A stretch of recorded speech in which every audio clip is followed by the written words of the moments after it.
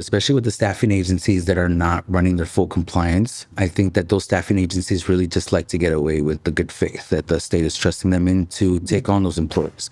So essentially what staffing agencies should be doing right now, ramp up the marketing, whatever it is, just get it out there and start recruiting the proper associates. Start talking to your clients. Those pay rates, yes, we know they're low, but let's be honest, client, you can pay more. Yeah. Your ATIWA is not that important. Let's talk about it. Earnings before tax.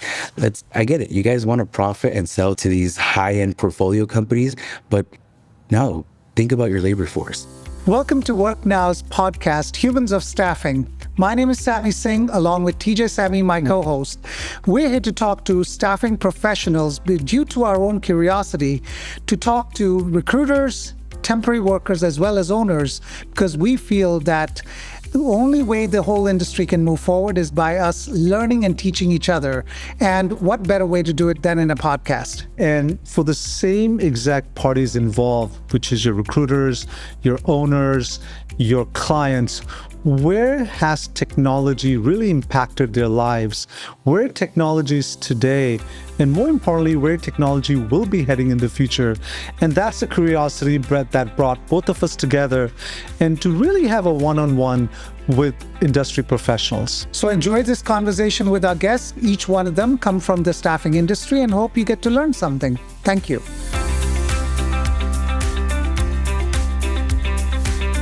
Thank you, gentlemen. I really do appreciate being here today. Angel is our client, an instigator of everything, everything technology, everything staffing. So Angel, we'll let you introduce yourself, your company, whatever you want to. This podcast is about you, our customers, and people in staffing that make a difference. Okay, so my name is Angel. I'm with Dynasty Employment Solutions.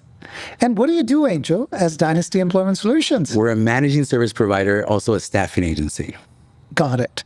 So as we have spoken before many times, Yeah. so you got into staffing, and you've been in staffing how many years? Let's start with that.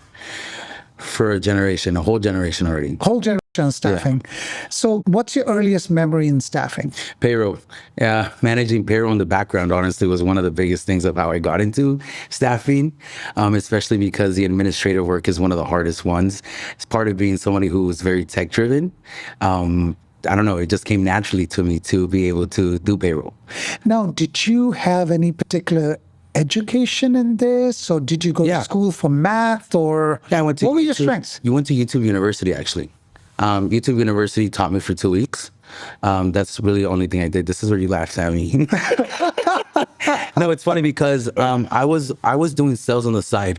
I started from doing Tea Party Patriots, and yeah, I know, crazy, right? Tea Party Patriots, I was getting donations, and we were getting like crazy donations, like $50,000, $100,000 pledges, and it was crazy. And then I got into, that was kind of like my first approach into like sales, and then really it was just computer driven. Because even when I got into sales, I wasn't even talking. I was on a computer the entire time. I was 3 humans at once.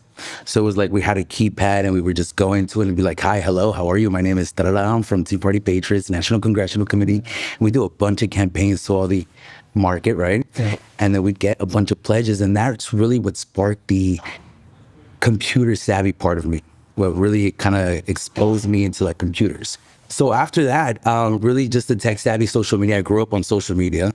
I am a Gen Z, so I grew up on social media. One of the biggest things was for me was like TikTok. TikTok wasn't around, but like Facebook, MySpace. MySpace was one of the biggest things. There's something blast from the past. A flash from the past was MySpace. When you used to put the music on the page, you used to scroll, and they used to do all the little HTMLs, and I forgot like the little embedded codes, and you would be able to do raindrops and stuff like that. That's what really sparked me. I was just like, okay, software is crazy. How could this happen, right?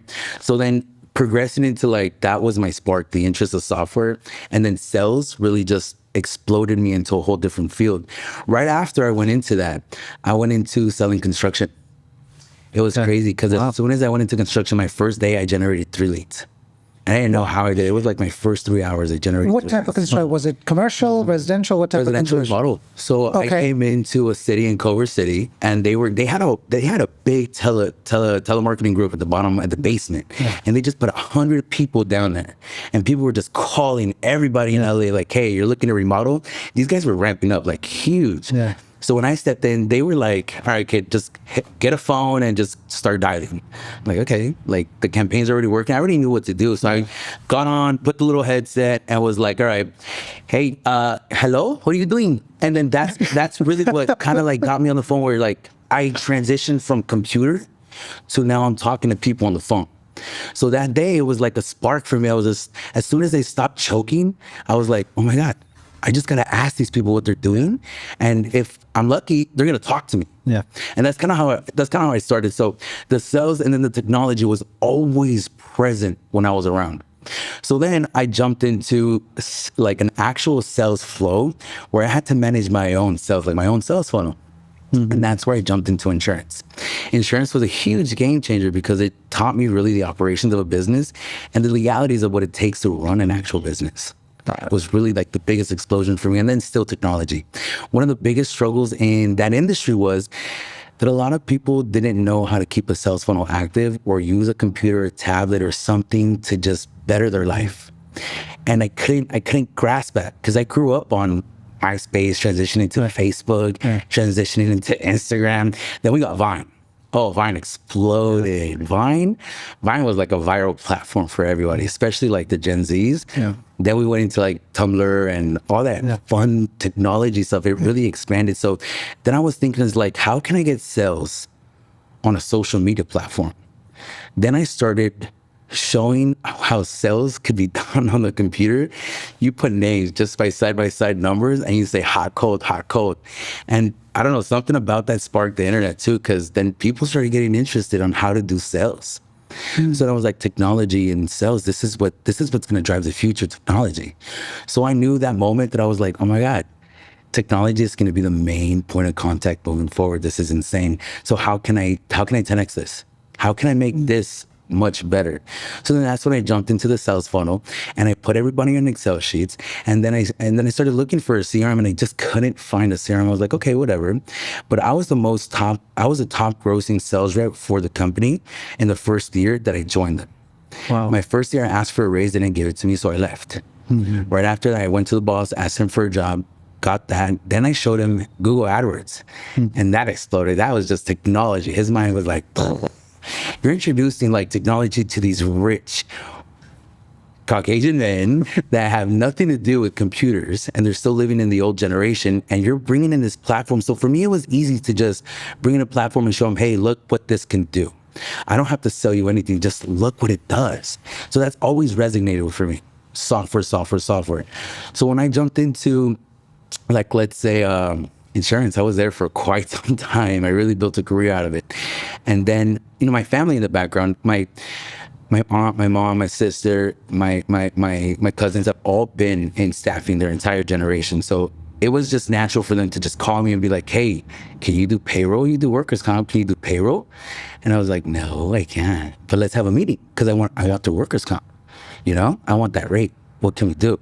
So when I sat down, it didn't work. I wasn't able to get the workers' comp for whatever reason. Then we came in with the payroll. And the payroll was really funny how it happened because it was really my first, I guess, how I got exposed to staffing, because I didn't know what to do with payroll. I was already selling insurance. That was only sales. Yeah. And the only calculations I knew was how to get my commissions. That was it. I didn't know anything else other than social media and software. That was it. Social media, software, and sales.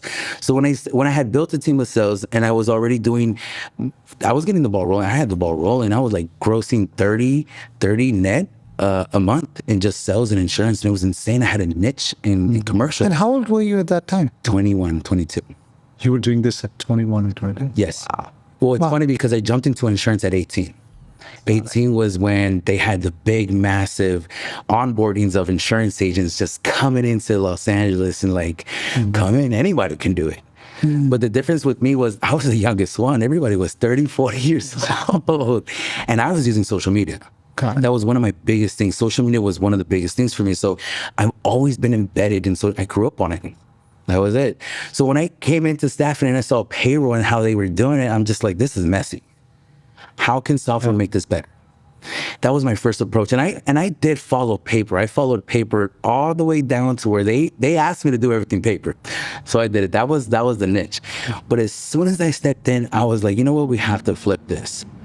And as soon as we put payroll on a platform where it was all handled automatically by one software, one system, that was great. Just to, looking at your background, right? Okay. You've done, 15, 20 years? Just like forever, right? In terms of He's younger than we think he is. Yeah. But experience-wise, right? Yeah. How do you think technology has evolved in that time frame you've been involved in? I think it's actually very strategic how technology has came in. I think it's allowed multiple companies to jump on a platform to really grow. And I feel like the people who have not jumped onto that wave or been part of that next generation have really fell off. And I say this from experience because I came in and I didn't sell technology. I didn't know I was selling technology, but when the technology was working, that's all I represented. The technology, the sales funnel, the way you can manage these things, the way you can just close an account like by a follow-up by software. That's really what expelled. And then seeing other agents, because I onboarded 30 to 40 agents in 12 months.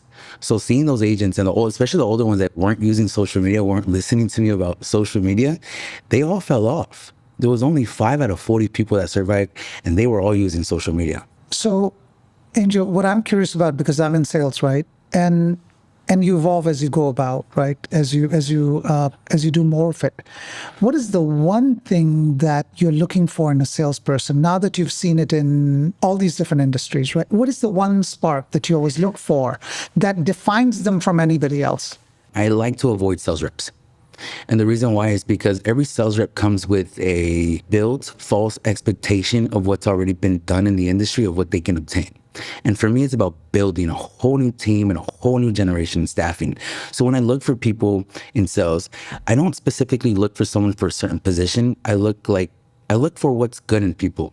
So for me, it feels warm, it feels natural. So if I vibe with you, if I click with you, if you can understand the logistics, the complexity of loyalty, I feel like this staffing industry will be for you.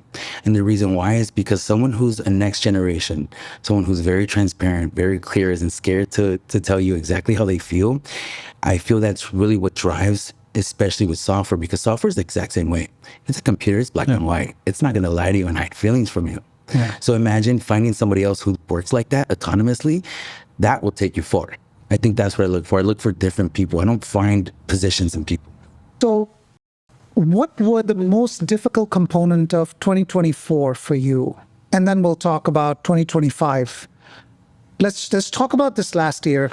And within staffing, where did you see the challenges and where do you see it going now? What are going to be the top, let's say, 2 things that are going to... I think one of the biggest things in staffing right now is the transparency portion of it, because you're selling a service to these clients, but the clients can't specifically touch it other than the labor that they're bringing to the facility. And that's one of the biggest things I think has kind of been a challenge and also been a very strong point for us too. We're able to give these clients something that they can touch. So I feel when I step into a warehouse, we're not selling staffing. We're not stepping in to sell them, hey, we're another staffing agency. We're coming in with technology, with proven results that show you how to manage your labor force. And one of the biggest stigmas right now, especially with the warehouse owners, CFOs, COOs, the directors, not the managers, not the people who don't know what's really going on, is the drive of compliance. And really, what is the staffing agencies doing to ensure that the compliance is actually being met, right? And that goes past not just the payroll portion of it and the liabilities, but also the onboarding process. You have a whole HR department that you're paying how much in salary. Then you got this staffing agency that's charging you a markup, and you don't even know what the markup is going towards, right? Because when the staffing agencies give you something, they just give you a flat rate. But what is that flat rate costing you? Right? Where are the costs going? And that's, I think, one of the biggest things and one of the biggest shifts also with warehouses right now. Where's my money going to? Where the employees' money is going to? They want to see results. They want to see proof now. I think now clients are getting a little bit more smarter, which they should be. and definitely educated, not by sales reps, but by professionals that have been in the staffing industry for a while, that understand what to look for. I think that's the shift. And how do you best show that proof? What's the best way to show that difference? Giving the clients logins, giving them something that they can touch. So one of the biggest things about Dynasty, and I feel like that we're driving, is not only the accountability, but the access to the portal. So not only can they choose a candidate, of pools and stuff that, that we like, that we approve for them, but they're also able to see their time cards fully transparent. If they're up at 3 a.m, they're going to be able to log in and just do whatever they want. And we want that. We don't want them to depend on the service of that markup. It's like, dang, I feel very controlled by this agency, where it would feel more like a premium to tap into a market like this and be able to just browse around at a fee. If you get what I mean. So if your employees are great, at the staffing agencies providing you great employees, I feel like the warehouses are more enticed to buy from you. So the value of the staffing agencies is kind of transitioning from, as you mentioned, more about professionals who understand the staffing industry, and more importantly, understand the operations of the staff, of the warehouse and so forth. That's correct, because I don't know if you remember, during the COVID time, like 2019, there was an explosion of staffing agencies. And especially with the warehouses, I think one of the biggest things with the warehouses was finding the right people to actually come work, because there was a lot of staffing agencies just opening the doors in 19. And you'll see a lot of companies will say established 2019. And it's like they're just sending bodies. Yes. And at this point, it's like majority of them have fell off. And a lot of those, like, let's say the MSPs or the warehouses that have allowed these agencies to come in when they were desperately needed, it's not the same anymore. Okay. There's higher recruitment requirements now. There's a tighter niche on who's onboarding people. If you're really seeing a lot of the vendors, the staffing managers, they've been taken out of these big corporations for reasons that staffing agencies have created themselves. Got it. So I think there's that shift. What impact is immigration reforms and what's going on today, right? With the new legislation, what impact is that going to have on staffing as a whole? One of the biggest things also with the immigration reform right now, and the presidency and the politics, how they're politicking, let's be honest, it's really all for show. And the ones that are affected are the families that are going through this. And the people at the top, like the directors and everybody else, just gets to sit at home while they're watching. These staffing agencies, I know you guys know what I'm talking about. These staffing agencies are seeing a reduction of hours, but that's all they're seeing. They're not seeing the impact, the politics that really plays out on the social media of how it's slapping for these people. This is strong. Now imagine being a warehouse on the receiving end where you have 50 to 100 families affected because the staffing agency that you trusted didn't bring the correct person up. And now not only is your labor force struck in the hip, but now you also are stuck with finding a new vendor who's going to help me e-verify and keep compliance. And how can I stop this from happening again? And that's where they get that salty taste in their mouth and completely takes them out of staffing. I've seen huge warehouses completely drop staffing because of it. And they're going directly at that point, hire themselves. Correct. Yet, on the same token, what could be true is they could bring in agencies to take the burden of that liability off of their hands and give it to the agency. But would that play heavily into the markup as well? I do believe so. And the reason why is because, I mean, you're dropping e-verifies. You're doing background checks. You're doing 7-year background checks, 7-panel, 10-panel drug screening. Where's the cost going to? You have the overhead for the staffing agencies, but at the same time, you could have paid that for HR. So the liabilities is definitely going to be cheaper for a staffing agency to take on board than a direct hire client, because if a staffing agency has all these claims, their rates are going to go up, right? But if they have all this payroll, they're able to mitigate that. So they're able to go back to the carrier and say, this one client, just because they have all this claim, like let's say 20 claims, let's say, we have 60 million other in payroll in here. There's not enough losses for you to raise the rate. But then that's where the staffing agency should come in and be able to litigate that. Be able to say, okay, your safety sucks. Let's help you on that. That's where it really should come in. A staffing agency shouldn't just be more than just staffing.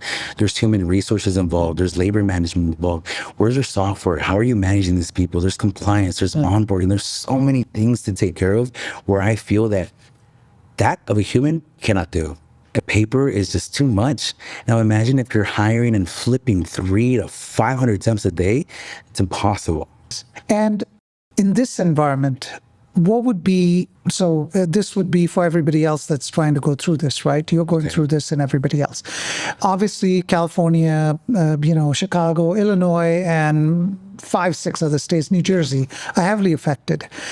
In order to mitigate that, what would be the steps an agency should be taking at this point, or looking at, to kind of overcome that, because of a major labor shortage? And I believe we spoke about numbers. You thought even up to 50%, there might be a loss of labor. Right, that is true, especially with the staffing agencies that are not running their full compliance. I think that those staffing agencies really just like to get away with the good faith that the state is trusting them in to take on those employers. So essentially what staffing agencies should be doing right now, ramp up the marketing, whatever it is, just get it out there and start recruiting the proper associates. Start talking to your clients. Those pay rates, yes, we know they're low, but let's be honest, client, you can pay more. Yeah. Your ATIWA is not that important. Let's talk about it. Earnings before tax. I get it. You guys want to profit and sell to these high-end portfolio companies, but no, think about your labor force. This is why you're doing this to the other staffing agencies, and this is why the market's the way it is. The warehouses are driving it too. What will be your dream, how do I call it, environment My dream environment. for a staffing business? A dream environment where either everybody works together, they don't cut each other down for every markup and every penny. What is the dream? I know. Let's say what would it look? At least we can chart out a heaven that you think would be. Yeah, I think it's really about transparencies between staffing agencies, because one of the biggest stigmas with the owners are sharing the markup costs. One of the biggest things. Also, the labor force. Being able to communicate with each other about what employees you have on your roster. Are they people? And let's be honest, the screening, if you're not doing the screening on the other stuff, and I know you guys know what I'm talking about, you're dropping the ball. So not just that, but there's a bunch of essential notes like, did this employee come in angry because his hours were short? How did you manage that? Did your team coach them? And did they respond well? Like, those are the kind of notes that agencies need to know.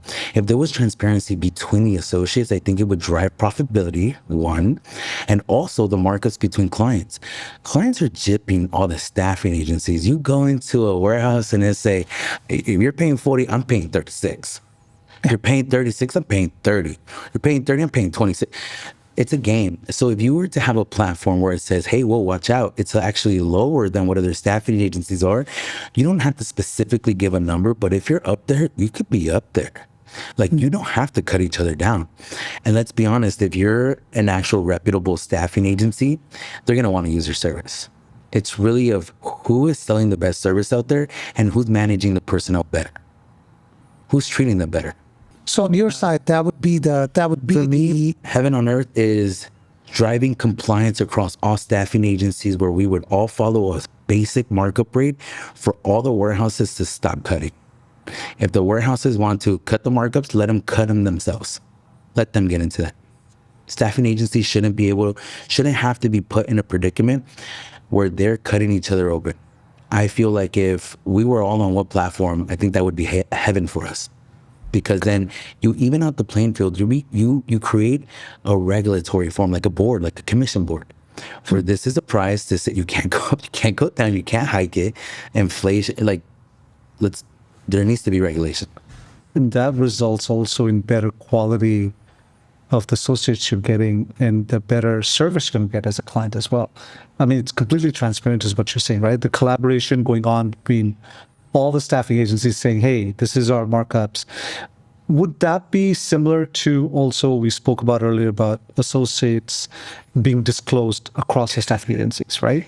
Like especially the ones you don't want back, basically. Yeah, because let's think about it. Warehouses that are not using MSPs, how are they distinguishing which associates are do not use? How are they also distinguishing which associates are not going to be a good fit, or that they actually have the skills for their labor force or their operation, period?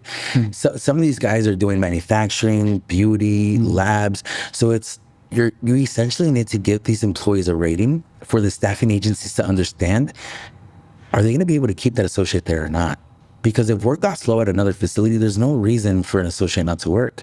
Right. But sometimes employees get put into positions where it got slow. They're great workers though. Yep. And since whatever stigma the staffing agency is saying, oh, well, there's not a good worker, you've been working at this staffing agency, we're not going to help you.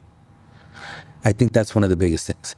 And that does very big disservice to the temp itself. Correct. And also to the company, if you think about it, because the company could have hired somebody without having to train someone who's a top-notch employee. But there's no centralized system today that does that for everybody. That's true. Right? Or we've tried it ourselves. It's there, but the lack is always, why don't a few agencies come together? Be it regional, who cares? You don't have to be national. You could be 5 agencies, in SoCal, maybe in Vernon, right? Could be in Ontario. It could be local. IE, we're the IE group of 10 agencies. We have decided to hire people, and we're all rating them. We're rating the companies equally, because that's equally important. If it's an unsafe environment, these companies don't pay on time, Right. and they're notorious about, and us as the staffing business agency going in there and giving up the margin, giving up credit, then having an unsafe environment, all the above has just hit you. Right? Right. That really changes the dynamic. So I'm glad you're on that. What would you consider to be your superpower? Communication, I think, is really one of my biggest things. Not only do I communicate very well with just other people, I think really just the leadership part of the communication, being able to have a sense of direction of where we want to go.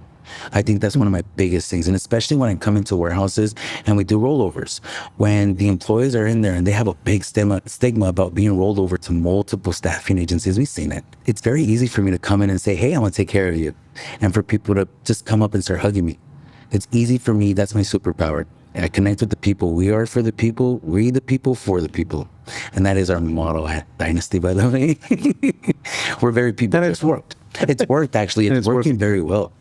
We're doing really good. And the people that we're connecting with, like even the social media, they're volunteering to leave reviews for us. Yeah. So just that itself and them seeing us grow online, I think it's a really big impact, not only for the warehouses, but for our community. Because it shows the other people this agency is not going to leave you high and dry. Mm-hmm. And let's be honest, some of these people are working for legal status. And sometimes they get through the system, and using a staffing agency sometimes is their way out. True, because at least they're willing to work. Correct. But what if the Right? staffing The first agency piece gypped of them? dignity is to work, Correct. and then to get paid for what you worked. Right. Right? That's a human fundamental law that must be. Give us one because you're technically hilarious, and give us a story in staffing that you felt was 1 or 2 stories that were the craziest ones you've ever experienced, so that we can see the lens, the world through your eyes. Man, I've seen good stuff and I've seen bad. I've seen employees drunk at work. I've seen employees intoxicated, like full on intoxicated. We've had to pull associates out of job sites. There's a lot. Honestly, I wouldn't say something really stands out for me in staffing. I think one of the biggest things with the job is it all comes with it.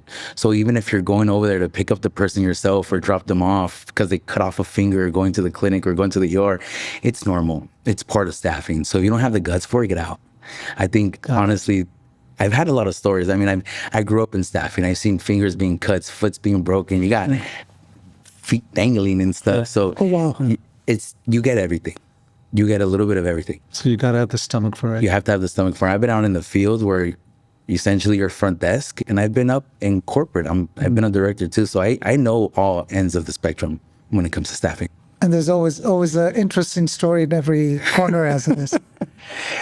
Who, be it a company, be it individuals, who all have you admired in the staffing business or in general that gives us a mindset of what do you want to be, or is that something that doesn't even cross your mind? So I don't know if this is honestly a thing for me or what it is. I never wanted to admire somebody. The reason why is because of, we all grow up with trauma, right? We all grow up with the background and stuff. So one of the biggest things for me was not having a role model, becoming my own role model. So I've engraved into my head that I need to become who I want to be, who I look up to. So my entire life, I've always driven and based my success off of how many sales can I get. Where it evolved for me. It's like, that's how I take care of myself. That's how I take care of the other people around me. I'm not going to not show you. I'm going to show you how to get on the phone, and I'm going to show you exactly what I do. And that for me is one of the biggest things as looking for a role model. We always look for something in somebody else when it's just ourselves. Like in reality, you should be looking in the mirror and saying, how can I be better than yesterday? By just simply jumping on the phone and just having a conversation. You're not even selling to these people. You're just connecting and trying to be the funniest one on the phone all day. Because these people are literally just mad. They're upset. They're like, Another call. they're working at warehouses. You think want to sit in a cubicle all day and work in a warehouse? No. Think people want to stand in production line all day, 8-10 hours? No. You step in this warehouse, you put a smile on and you say, what are you doing? And everybody just glows. So one of the biggest things for me is being the role model. Being that person that people can look to and just really just, oh, it's safe with Angel. That really would be, I think, your superpower as well. In 2025 now, what are your top 3 priorities? Oh, whoa, that's crazy. So a top priority for me is building a team that I'm able to strive off of, right? Because I feel like one of the biggest things in like staffing is the top gets very top, and they sometimes forget how to be with the people and be humans in the staffing world. They just become this robot, and it's just like, who are you anymore, right? Where all you're just thinking about is margin. But in reality, if everything is going well, everything is compliant, everyone's good on payroll, they shouldn't be like that. You shouldn't be losing sleep. So imagine just being able to just live your life and be happy. I think is one of the biggest things for 2025, being happy. Number 1. Number 2, driving software. Because we got to get these warehouses on software. It's crazy managing all these people on Excel sheets is crazy. That got to stop. And number 3, driving compliance. Start poking holes in everybody's things. So one of my biggest things is coming into warehouses and really just, do you want me to call the PO for you? We'll do it together. We really want to challenge other agencies. I mean, the reason why we're doing that is because, let's be honest, nobody else is doing it. They haven't done it in a while. And people who do, they get threatened. For what? Because of the money? Shouldn't be that greedy. This industry is about people. And when it comes to people, when you learn people, people drive the numbers. The numbers don't drive the people. So that's one of my biggest things. Learning how to manage your people, learning how to work with the people so you can get more of it. You work together, unity is power. You work together, you'll achieve everything. So well said. Expansion plans beyond what you've got two locations? Yeah, so we have West Coast. We have 3 locations. We have West Coast, we have Huntington Park, and then we have Riverside fully operating. Then we have Savannah, Georgia that just opened up this month. And we are staffing in New Jersey, but we don't have a brick and mortar in New Jersey.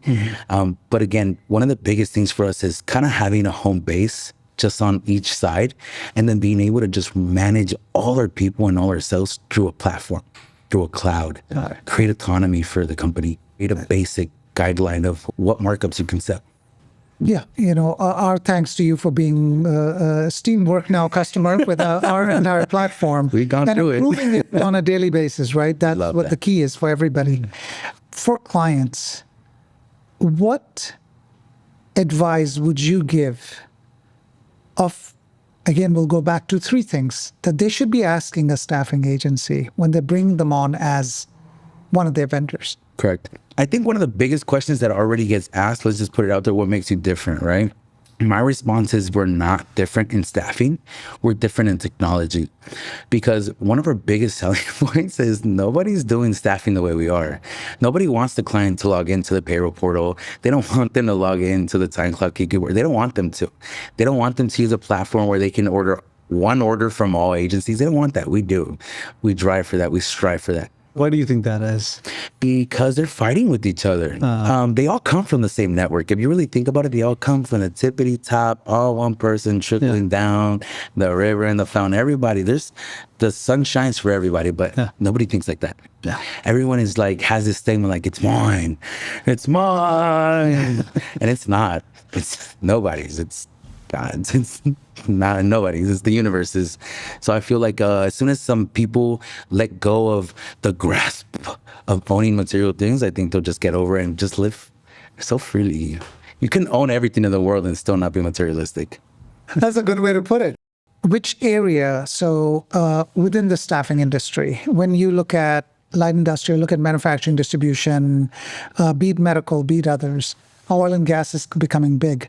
suddenly because of the new administration. Where do you think the growth is going to be? Where are you seeing, or you are going to continue specializing in the niche that you have got, which is So the distribution? biggest growth right now is distribution, obviously, commerce, right? But I think really what Dynasty is going to be growing into is sales, creating a sales platform for other warehouses to really jump on board. And how can they expand that labor force too, right? Because a lot of the biggest things that companies lack is sales force, number one. And then second, what we also want to drive or focus, our niche, better yet said, is federal contracts. We want just straight federal contracts where they give you the funding up front and you don't have to go to third parties and fund it outside. We like those. That's what we're working on.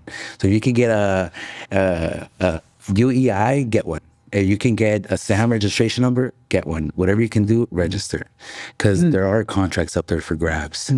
There's definitely contracts up there for grabs and just staffing. Another thing I think really is creating candidates of e-verification should be one of the biggest things that everybody would be focusing on.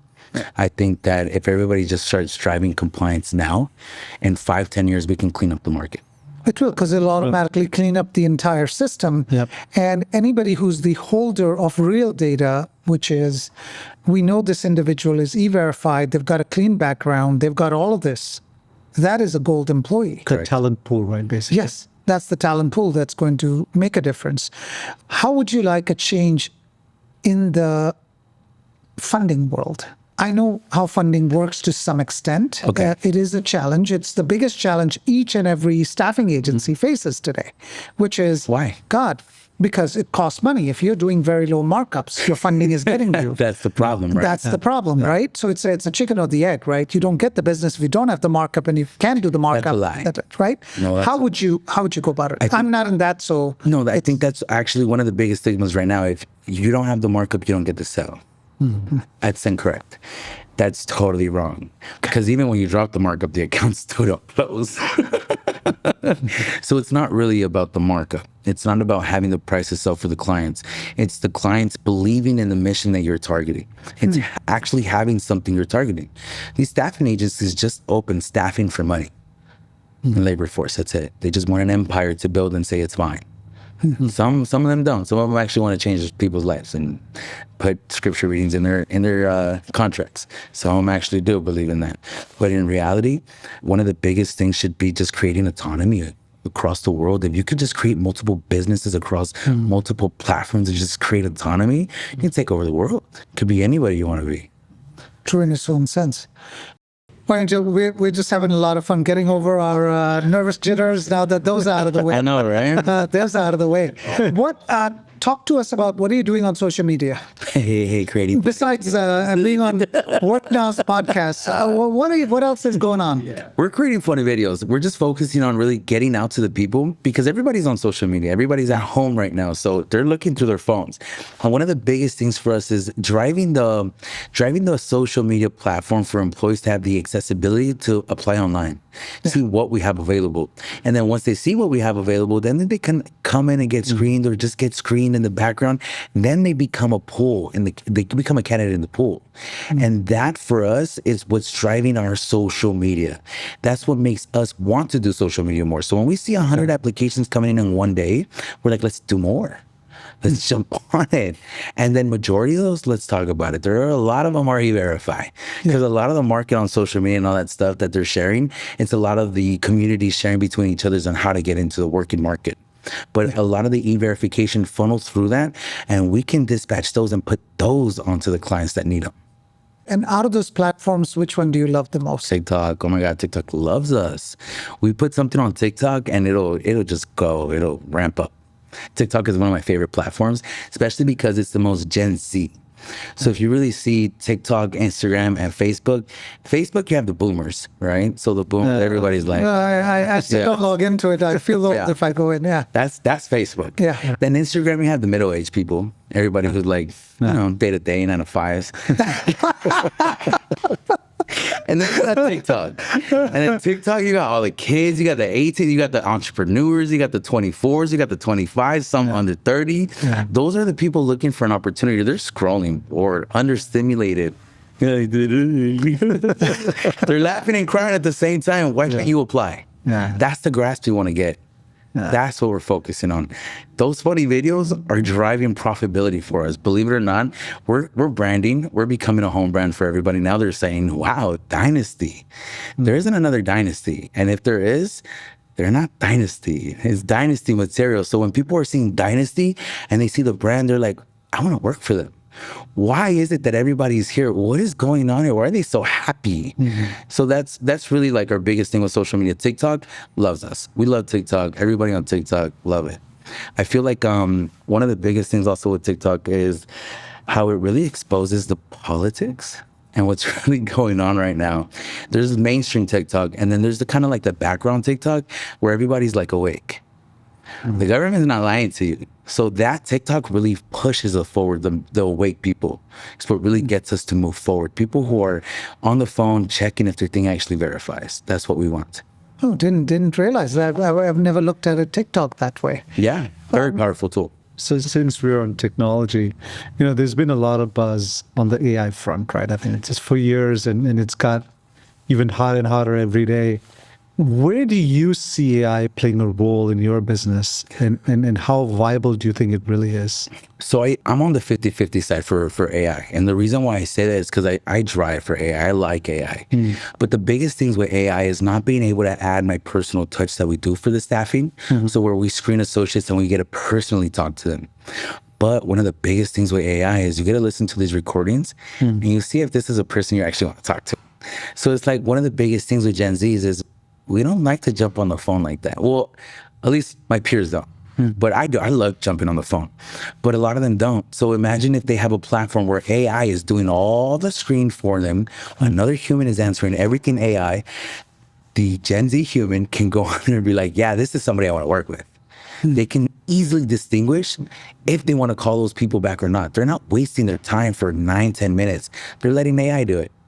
And they're paying a fee for it. And then that's driving profitability, not only for the agency, but adding stimulation also for the Gen Z people, because as your market shifts, your employees did too. You're no longer having baby boomers, middle-aged people, but you're now having millennials and Gen Z in the offices. How are you going to keep them on board, keep them stimulated, and keep them helping you make money?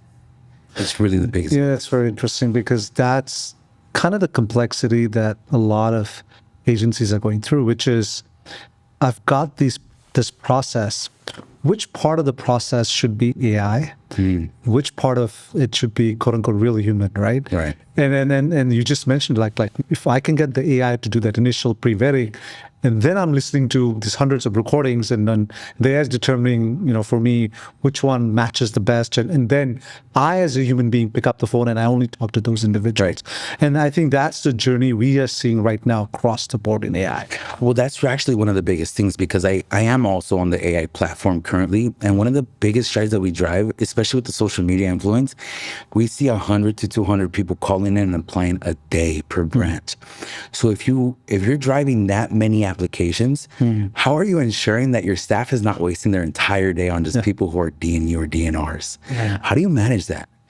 You manage that with AI. AI is already screening the people for you. It's not picking up on certain traits or characteristics, right? They're having a conversation so the human behind the AI can actually manage that. So if we're distinguishing like, oh, this person's actually competent, or they're unable to actually understand the complexity of AI or even get around the system, why would I even want to jump on the phone with them? You're not wasting, like, let's say from 9 in the morning all the way till 1 in the afternoon, you get 85 applications, right? Out of those 85, 30 to 40 are DNUs. So imagine if we can drive that platform online. We're not wasting our time sending out applications. AI is doing it for you. Yep, and you were the pioneer with us. And you were the first guy to test it and make it happen, right? It was one of my favorite tools. That was, that's the tool you've deployed successfully. Yes. And you've toned it up and toned it down and figured it out whichever way you needed to. Right. Because AI is not one solution for all. No. It fits some areas and some it doesn't fit. Within technology, where do you feel, though, AI should be plugged in where it's not plugged in today? It's kind of a little bit difficult, because as AI grows at the moment, there's not really many results that AI has driven to show you data, if that makes sense. We can say we need it in job postings. but is the AI really going to give everything in the job posting that needs to be communicated? We can add AI to onboarding, but is it really going to explain the safety measures for the human touch, right? In staffing, you have to find a way to bring AI in, but not lose the human touch. So I think that's going to be one of the biggest things. AI can drive the entire company. In honesty, AI can answer the phone. AI can dispatch the people. AI can put the job orders into the computer. AI can do everything. But the biggest thing is making sure that your AI has that human touch for the staffing agencies. Because one of the biggest things for staffing agencies that would distinguish a staffing agency, you could be a nationwide employer. You could definitely be autonomous. You could drive compliance. But does your company have the human touch that the warehouses need that HR is requesting? So true. What is your personal successful day look like? What is the one thing in a day that can do that tells you that, hell, that was a heck of a day, Wow. or this day sucks? I think really what drives us every day is a stimulation of what it takes to run the agency. The business is already coming, right? The warehouses are already signing up. The MSP is already working. The payroll is jumping on board. Autonomy is working. The autonomy is autonomousy. It's working. Yeah. But the biggest thing is like, did you do anything to build your team or show them anything more today? How did you take the opportunity to grow yourself or your team inside of that industry? Because the industry is just another industry. The industries. If you jump into something else, you got to rinse and repeat that same exact thing. So for me, it's not about the staffing world. It's about the team that you're building to run that operation. That's what makes me feel successful. Did we achieve something together today, or did I achieve something? Because if I achieve something, I don't feel successful. If we achieve something, that's great. That's where I feel the stimulation comes in. You're telling your team, you're building, you're leading your team. You're pouring into them, you're watering them. That's a successful day to me. What's one thing that you hate? I don't. Hate is a really strong in word. business, or detest, or it's like dislike. Greed. If you want to greed. Greed. The fact that people think they can own something, you can't. People are not owned. Objects are just owned. People use people instead of objects. People need to learn how to use objects instead of people. I don't hate anybody, but I just won't talk to you. I don't even dislike you. Just not a factor in the world. It's not my universe. Yeah. Let your universe be yours. So this is a thing that we took from the Tim Ferriss show. So credit goes where it does. What would be? So I look at it this way. They ask the question that what is the one billboard? What is a sign, or what would you put up on a billboard that everybody could see? And I look at it also as if everybody's computer screen and all of our screens here were blaring one message, my phone, my everywhere, like the Amber Alert. What would it be that you would like to put on there that we know came from Angel, and we know Angel's calling? It's not like Angel. Oh my God. That Angel has put out there. You had the power to put that one message on all of our phones, everywhere we look, every screen, like they show in the movies when the zombie attack is taking place. You know, it's what would funny it be? because every single time I jump on the phone, I say hello, I greet them. But at my next word is like, hey, Joe, what are you doing? That's my biggest thing. Like, what are you doing? And I'm not saying that, okay, yes, I say it in a funny sense, like, hey, what are you doing? Or like, because it's hilarious. It puts people in a good mood. Yeah. That's my pitch. If I could put something on the billboard, it'd be YWD, question mark, what are you doing? And it's not just in a cutesy way, like, okay, what are you doing? But what are you actually doing with your life? Yeah. Right now that I'm calling you in your moment, what were you doing? Were you sitting back, being lazy? Or were you actually stimulating yourself or going out there and building your team? What are you doing? It's one of my That favorite is really good, because that applies to everything in life. Any circumstance, right? What are you doing? What are you doing? Like, answer the phone. Okay, just say it again in your way. Yeah, you you just jump on the phone with somebody, right? Hey, Sammy, you call me, right? And you're on a stunt. Let's say, oh, I'm Like yesterday, I had a phone call with you, and I was and you're on vacation. And I'm like, Sammy, what are you doing? Angel, come on now. Okay, fine. You got to take life like a grain of salt. Nothing's serious in this world. Like literally everything can end tomorrow. Nothing. We're just a small spectacle in this universe. There's so much more opportunity for everything. Staffing's not the end of the world. Absolutely, and I think we have all landed in a place that by choice or no choice, you do what you do best. and you stick with it because you're right. You can do many businesses. Yeah. But staffing is a different beast. It has two masters, your client and your temp. And if you put the temps above everything else, you'll be surprised how your bill hours go up. Correct. Because they will work their rears off to make sure that they showed up on time for you. They work because you know you're always there for them to take care of. Correct. And we truly work now. Everything we built was based on that premise that the temp and the client both must be able to get the best experience possible so that the agency can just then make sure they're making two good parties meet together. Angel, this has been an absolute joy, unless I've forgotten something else to ask. Absolute pleasure, man. No, I was All super right. excited to be here. And to be honest, to just pop your guys' cherry in the podcast industry, very exciting. Yeah. Peace out, brother. All right, buddy. All right. Thank you so much, Angel.